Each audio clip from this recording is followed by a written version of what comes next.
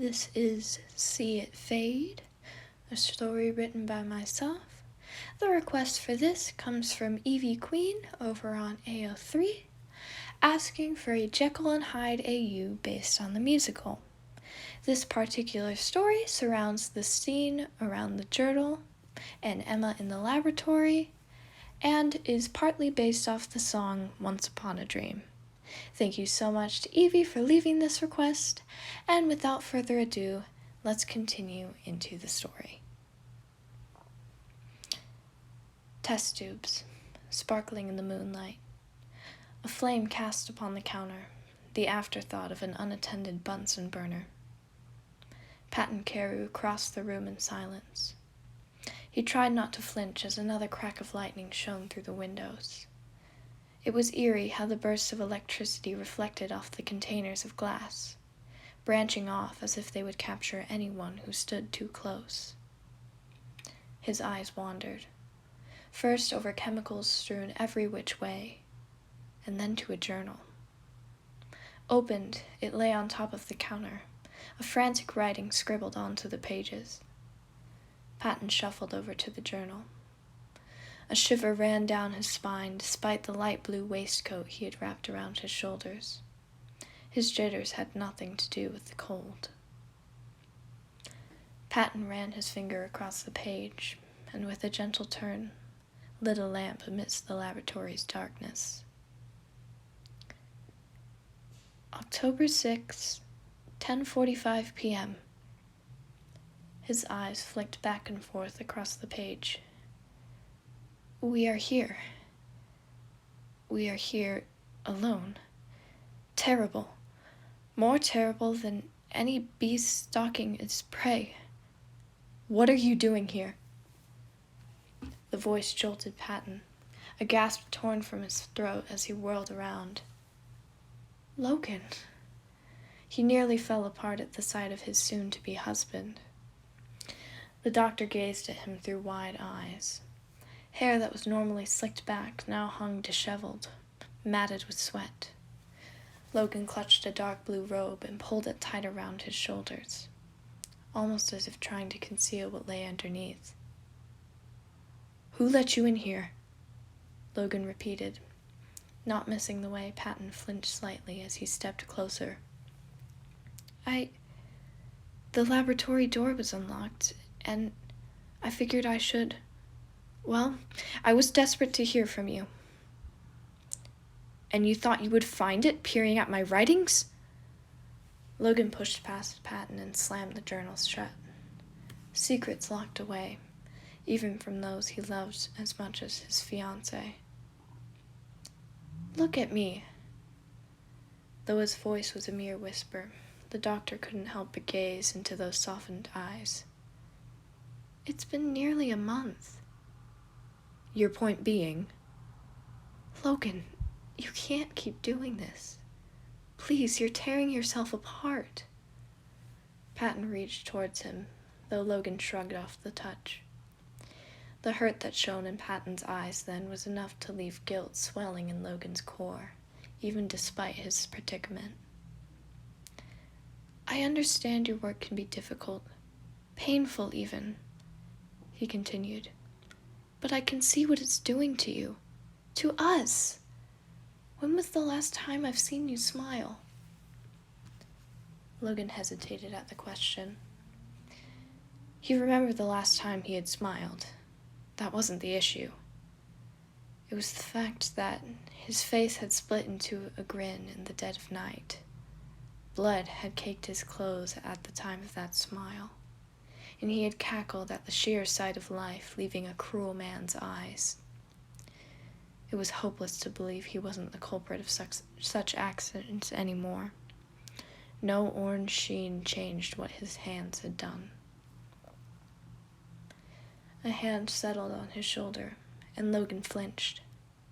Again, he met those gentle hazel eyes. He didn't deserve this.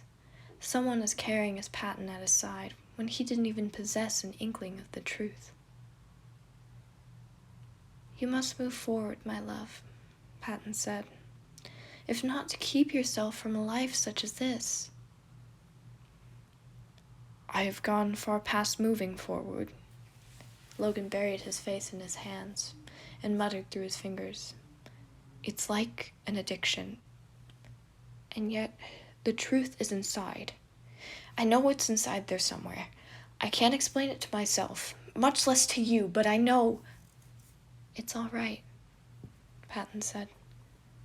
You don't have to explain anything, dearest. All I ask is that we get through this together.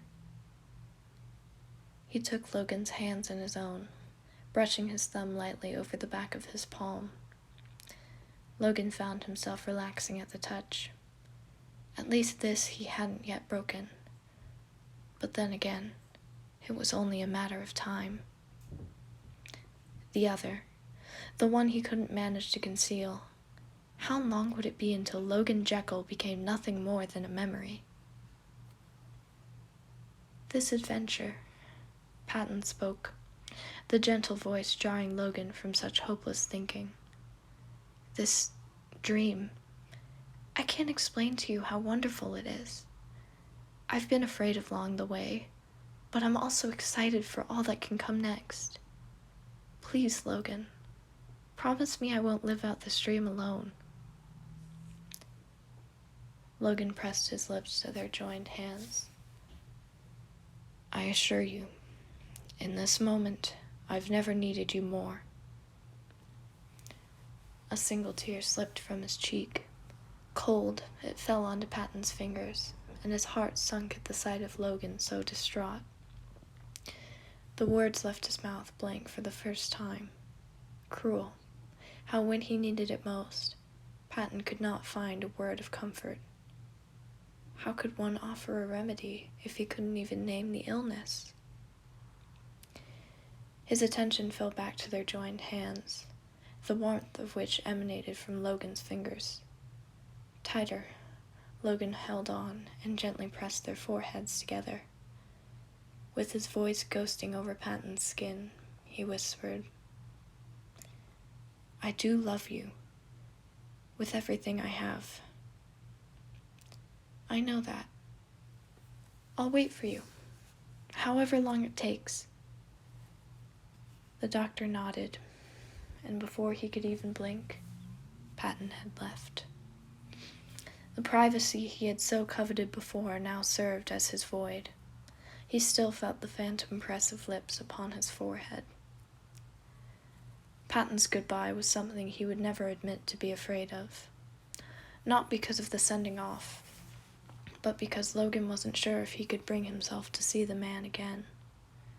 With his current state, the possibility of anything looked grim. Room now empty, he stood. The journal lay where it had been slammed shut just moments ago. His mind only needed a moment to regain focus before Logan again was a shell, devoid of emotion. October 7th, 1:30 a.m. The experiment is out of control. The beast has taken a heavy toll, not only on me who can yet be saved, but others who cannot. His mind drifted to the stains of crimson upon every inch of his skin, the crunch that came with the skull against concrete, and a burning of orange consuming his thoughts, almost as bright as the fire that had enveloped just another victim. A tremulous sigh drifted through the air, and Logan felt the ghosting of tears in his eyes. He did not stop the scribbling of his pen. The transformations are starting to occur. A man, reflected in the glass of a test tube, occur of their own accord. Sorrowful eyes met him as he whirled around, dread filling Logan's eyes at the sight of Janice. Janice, you shouldn't be here. I told you I'm busy. You have a whole lot of questions to answer first. Janice Utterson leveled his yellow-green eyes at the doctor, a million accusations flowing through a single glance. He always had been able to detect Logan's lies. What is this? He pulled a cream letter from his pocket, shaking it as if it were to be forbidden secrets. In a way, it very much was. How it had passed through the eyes of his friend, however, left Logan bewildered. Those letters should only be opened if I have fallen ill. Look at yourself, Logan.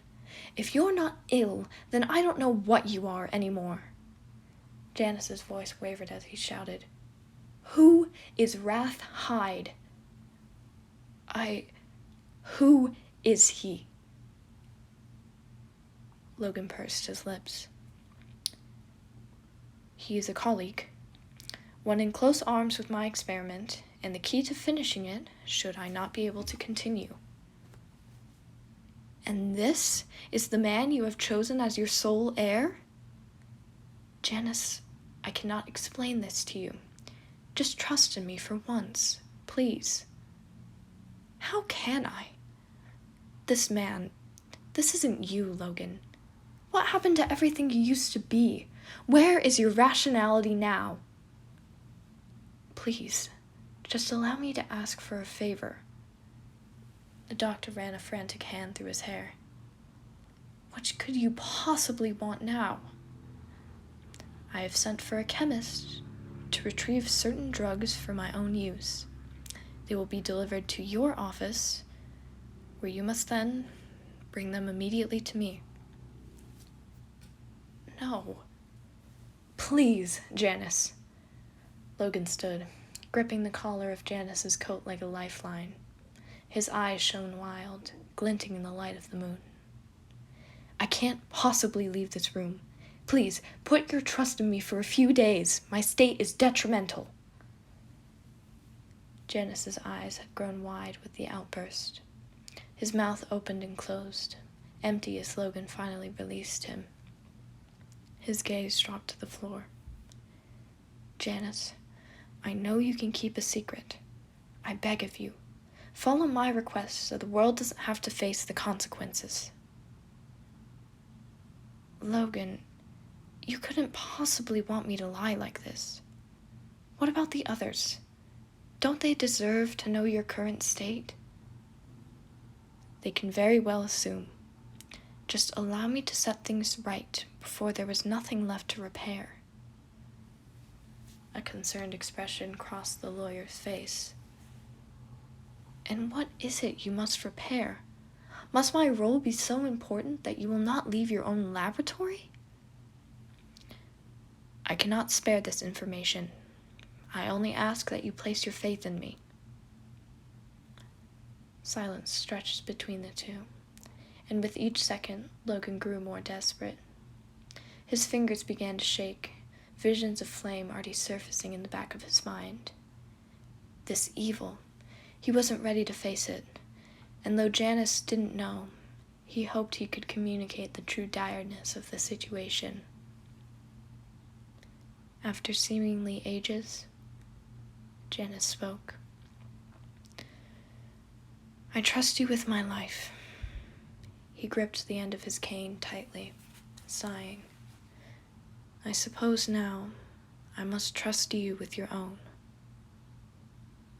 He left without another word. In the solitude, Logan again crept to his journal. Yes, old friend, he muttered to himself. My life is in the balance. Many lives are in the balance. All our lives. His life, too. A choked gasp escaped his throat, and he stumbled to the counter. He wreaks his vengeance on a contemptible world, then disappears within me like a sting of breath upon the mirror. Thoughts of glasses askew and a tie undone met his memory. Moments he recalled, though were not of his own creation. The feeling of metal in his hands and adrenaline in his veins still remained recent. He has found the perfect hiding place. He is cruelty and carnage and everything I've wanted to eradicate from him, a man's nature. And yet, so wonderful is his love of life. Heart racing, chest seizing. The pain was imminent, and yet it was glorious. A scream became a laugh, rationality paralyzed and lenses thrown to the floor.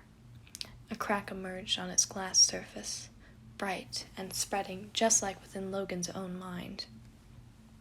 He distantly felt his knees buckling, anger breaking through any other emotion he may have possessed. Had a cry escaped his lips, he wouldn't know, for when he rose, he was no longer Logan Jekyll. Though the face was the same, a different fire shone in those eyes. And as the man fled the safety of the laboratory, those eyes glinted in the light of the moon. Orange, they glowed, and only one man could possess such things. Wrath Hyde. This has been See It Fade. Thank you so much to Evie Queen for leaving the request. It is an absolutely wonderful musical, and I loved watching it for the first time. I will definitely be repeating it on loop for a long while. For those of you who haven't seen it, it's a great musical. I recommend checking it out, though there is some gore and violence, so I do suggest maybe reading a synopsis or kind of knowing the warnings before going in. Thank you so much to all of you who are listening, and this ends the last of our requests. I hope you all have wonderful days, and I will see you next time for another story.